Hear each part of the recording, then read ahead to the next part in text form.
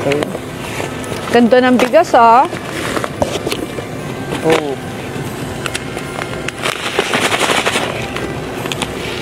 Maputi. Masarap isaing, te. Yan, di ba? Meron ka ng pamasko, meron ka pang bigas. Ayan. So, yan, no?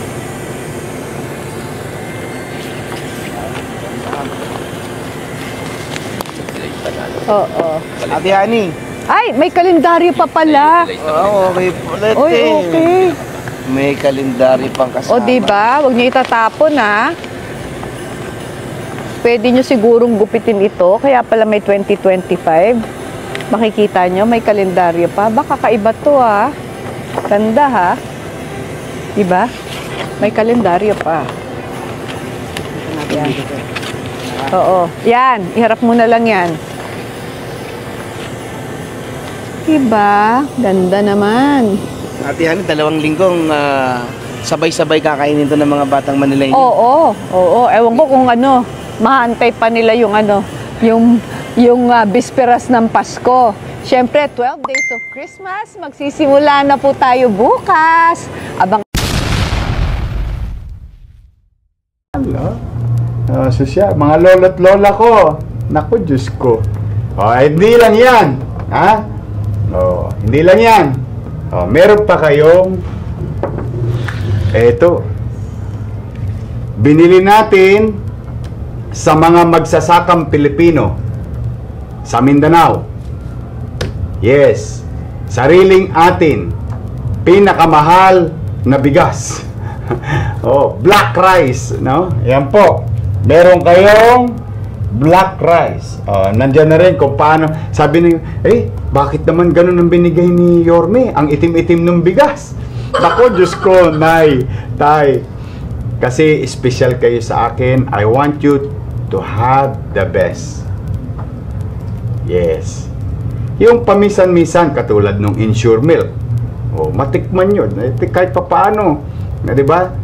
Kasakwentuhan, kasali ka. Ay, yung ganyang natikman ko na yan. Ngayon naman, ito po, pinag-aagawan to sa mundo. At saka talagang medyo, pag medyo may pera to, gusto ko, yung mga lolo't lola ko, meron kayong black rice, masustansyang bigas. Meron pong pamamaraan kung paano iluluto. Black rice galing sa Mindanao. Mga kababayan natin sa Mindanao. Kami ang namimili ng inyong bigas dyan na mamahalin. Ang inyong pamalang lungsod ng Maynila. Ayan po. So, meron ka ng bigas. Siksik liglig, meron ka pang gift sa lolo't lola ko. At syempre, yung food box. No? Yung ating food box. Yung wala ka man lang maiyain sa mga anak mo, no? Ayaw kong mangyayari sa inyo. Kaya kahit gaano kahirap ang buhay, gusto ko iraos kayo. Gusto ko itawid kayo. Kaya sinupin ninyo.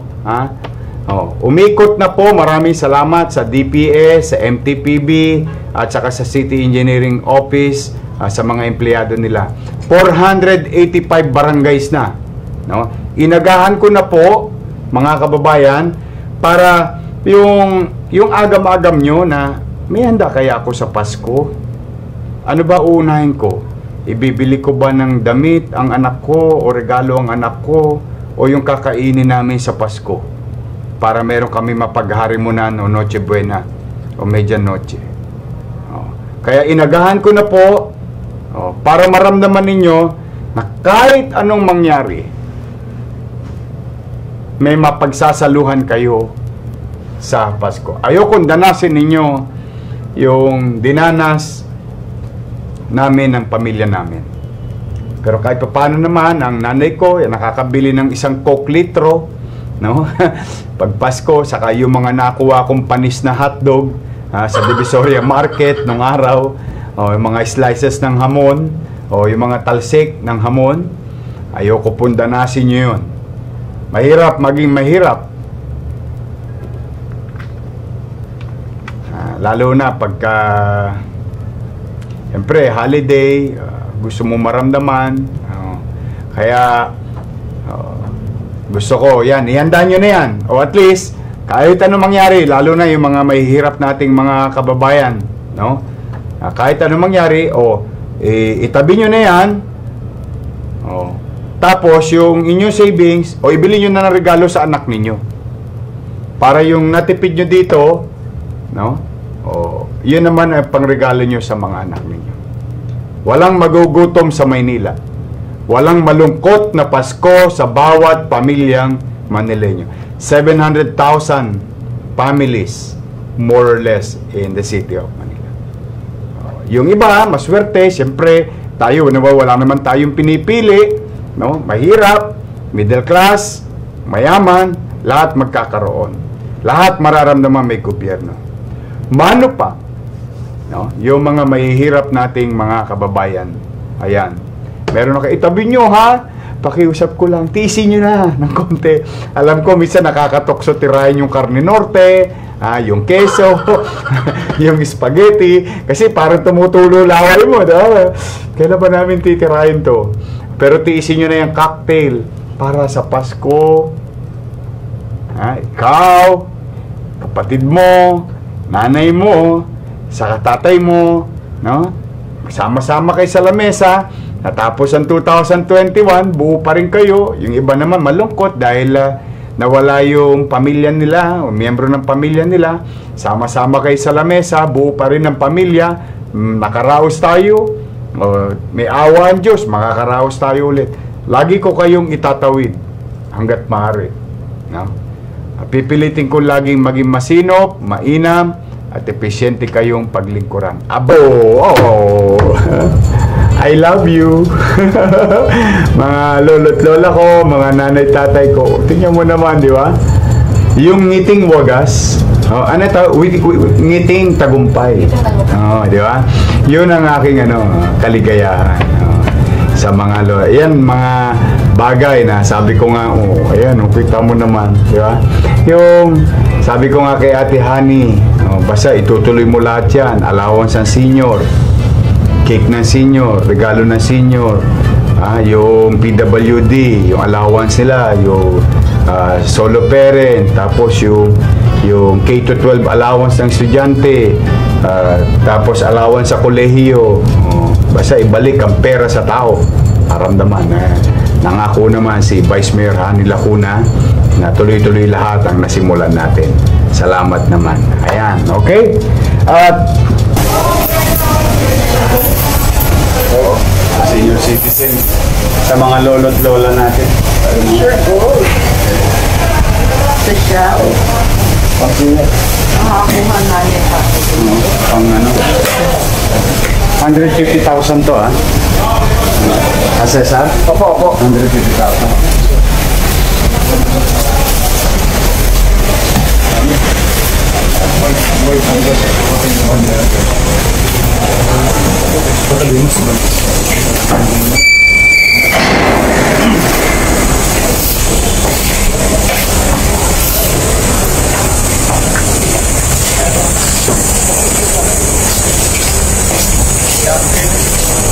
Good afternoon. Natapos yun yung listahan ng UTM students?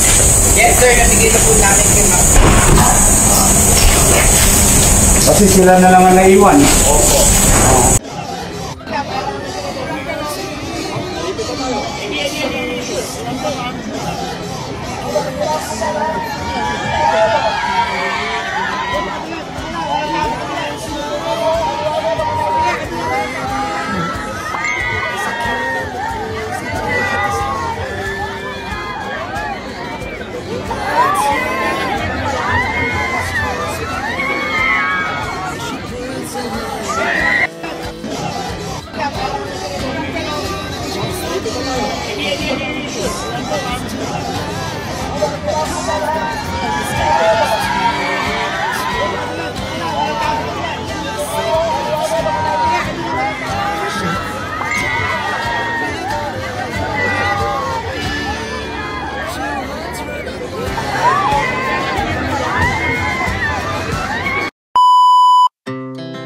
Our hearts beat to the city streets. We began to feel the fire. just like tall buildings.